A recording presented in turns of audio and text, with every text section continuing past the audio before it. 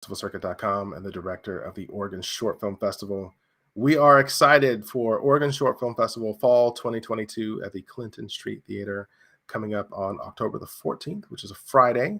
We are excited to have this event. You're going to see films and videos from all genres, all types of things, from music videos to animated films to television pilots to dark comedy to horror films and, of course, comedy. And one of those films is called 21, and we're joined by director Leia Everett, who directed 21, and you're nominated for an award. Good job. Yay. Thank you. Excellent work on this. I want to tell everybody what it's about, but I have a bad habit of saying too much about a film that I'm not supposed to. So can I have you please give us a synopsis of 21 in your own words? Yeah, so hi, my name is Leia Everett. I'm the writer and director of 21. It is a comedy short film about this girl named Sasha who turns 21, and she wants to go buy alcohol because she thinks that that's what you have to do when you turn 21. But she runs into all these issues, the cashier is not believing that her ID is real, things like that. And she kind of comes to terms at the end feeling like, well, maybe this isn't what I actually want to do now that I'm 21. So.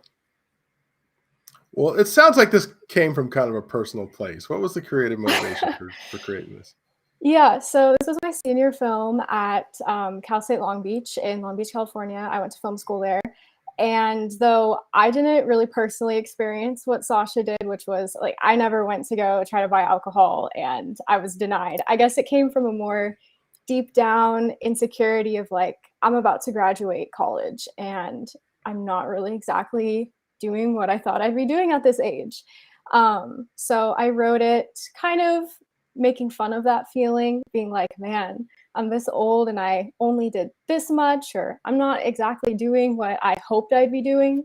And then that's kind of how the story came about. All right. Interesting stuff. Well, on a technical level, you're very welcome. On a technical level, did you run into any issues on this film? Oh my gosh. So we actually lost all of our audio, like all of our on-set production audio. And that was crazy. I think a lot of people in my senior film class honestly thought like the film was over at that point.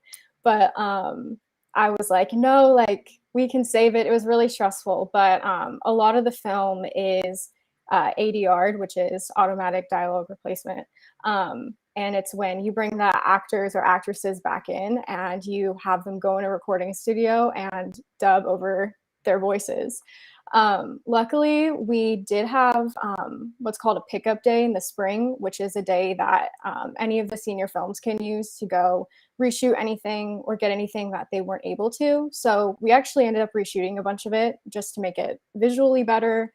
But we used that opportunity to get a lot more of the audio recorded like on set, but we did bring all the actresses back in to record over their voices. And everyone told me they couldn't really notice. So yeah, we're really happy we pulled it off. It honestly went a lot better than I was expecting, but there was a moment there that I was like, oh, this film is done. But that we persevered. So nice. Yeah. That's inspirational.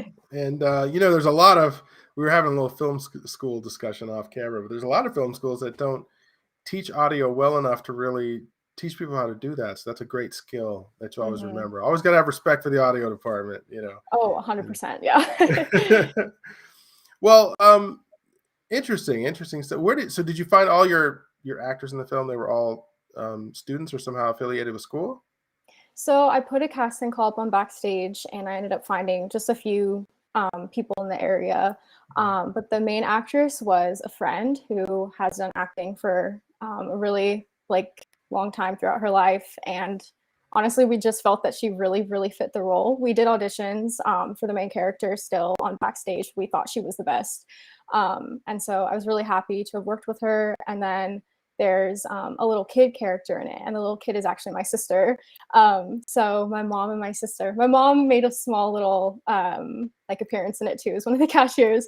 But my mom and my sister actually flew down for the film, and my sister got to be in it. She did amazing. She's only 15, so she really wants to be an actress someday, and we're hoping that we can make films together. So this was kind of like a big major moment for us. So. Well, what do you have planned for the future?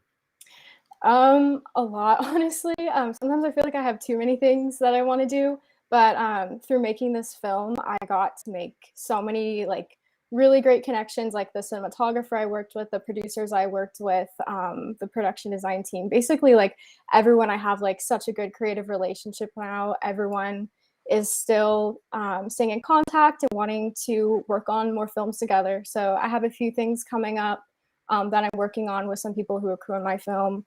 I have some other short films that are in the works and that the same cinematographer is going to shoot because we just found that we worked really well together.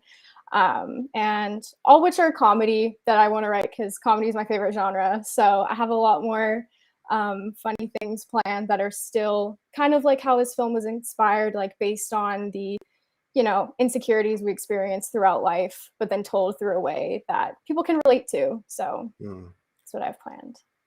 All right. Fun stuff. Was there anything you'd like to add before we get out of here? Yeah, I wanted to thank the judges for this film festival, giving me an opportunity to screen my short film in my hometown of Portland, which is really exciting. So, yeah, thank you for this opportunity. Well, welcome home. We'll see you in a couple weeks. Thank All you so right. much. Thank you. Appreciate the kind words. Take it easy.